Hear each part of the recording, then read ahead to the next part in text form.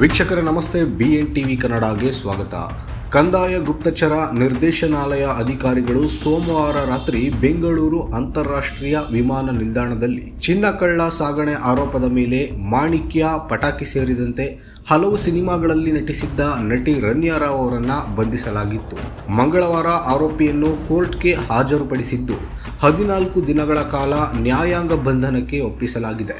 March 18ರವರೆಗೂ ಈಗ ನಟಿ ರನ್ಯಾ ರಾವ್ಗೆ ಜೈಲೇ ಗತಿಯಾಗಲಿದೆ.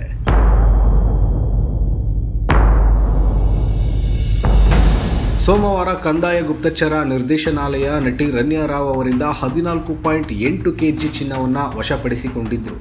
ರನ್ಯಾ ರಾವ್ ಬಗ್ಗೆ ಆಗಾಗ್ಗೆ ದುಬೈಗೆ ಭೇಟಿ ನೀಡುತ್ತಿದ್ದ ಕಾರಣ DRI ಅಧಿಕಾರಿಗಳು ಅವರ ಮೇಲೆ ಕಣ್ಣಿಟ್ಟಿದ್ರು. ಸೋಮವಾರ ಕೂಡ ಅವರು ದುಬೈನಿಂದ ಎಮಿರೇಟ್ಸ್ ವಿಮಾನದಲ್ಲಿ ಬೆಂಗಳೂರಿನ ಕೆಂಪೇಗೌಡ ಅಂತಾರಾಷ್ಟ್ರೀಯ ವಿಮಾನ ನಿಲ್ದಾಣಕ್ಕೆ ಆಗಮಿಸಿದ್ರು.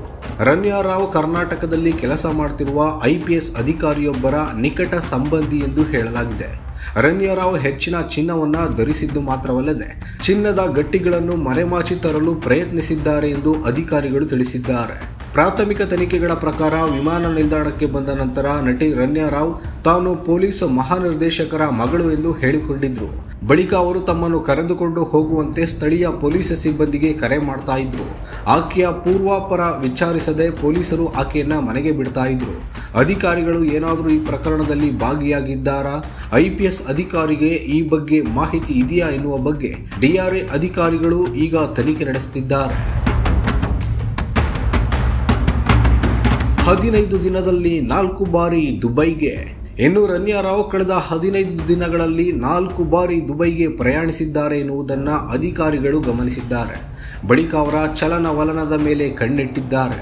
ಬಂಧಿಸಿದ ಬಳಿಕ ಬೆಂಗಳೂರಿನ HPR ಲೇಔಟ್ನಲ್ಲಿರುವ DRI ಪ್ರಧಾನ ಕಚೇರಿಗೆ ಕರೆದೊಯ್ದು ವಿಚಾರಣೆ ನಡೆಸಲಾಗಿದೆ. ಮಂಗಳವಾರ ಆಕೆಯನ್ನ ಬೆಂಗಳೂರಿನ ನ್ಯಾಯಾಲಯದ ಮುಂದೆ ಹಾಜರುಪಡಿಸಿದ್ದು ಇದೀಗ ನ್ಯಾಯಾಂಗ ಬಂಧನಕ್ಕೆ ಒಪ್ಪಿಸಲಾಗಿದೆ. ರನ್ಯಾ ರಾವ್ ದೊಡ್ಡ ಕಳ್ಳ ಸಾಗಣೆ ದೊಡ್ಡ ಜಾಲದ ಭಾಗವಾಗಿದ್ದಾರೆಯೇ ಎನ್ನುವುದರ ಬಗ್ಗೆ ತನಿಖೆ ತೀವ್ರಗೊಂಡಿದೆ. ರನ್ಯಾ ರಾವ್ ಕನ್ನಡ ಸಿನಿಮಾಗಳಲ್ಲಿ ನಟಿಸಿದ್ದಾರೆ. ಸುದೀಪ್ ಜೊತೆ ಮಾಣಿಕ್ಯ ಸಿನಿಮಾದಲ್ಲಿ ಅವರು ಬಣ್ಣ ಹಚ್ಚಿದ್ರು. ತೆಲುಗು ಮತ್ತು ತಮಿಳು ಸಿನಿಮಾಗಳಲ್ಲೂ ಕೂಡ ಅವರು ಕಾಣಿಸಿಕೊಂಡಿದ್ದಾರೆ.